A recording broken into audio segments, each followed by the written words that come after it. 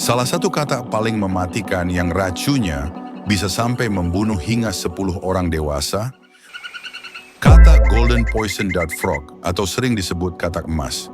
Salah satu kata paling mematikan yang racunnya bisa sampai membunuh hingga 10 orang dewasa, memiliki racun batrachotoksin yang bisa menyerang saraf, jantung, dan otot.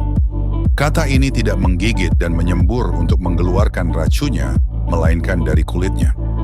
Kata ini memproduksi racun dari makanannya sendiri, karena makanan kesukaannya sendiri adalah serangga yang beracun. Jadi kata ini sebenarnya tidak beracun. Jika dipelihara, usahakan berikan serangga yang tidak beracun. Agar tidak berbahaya,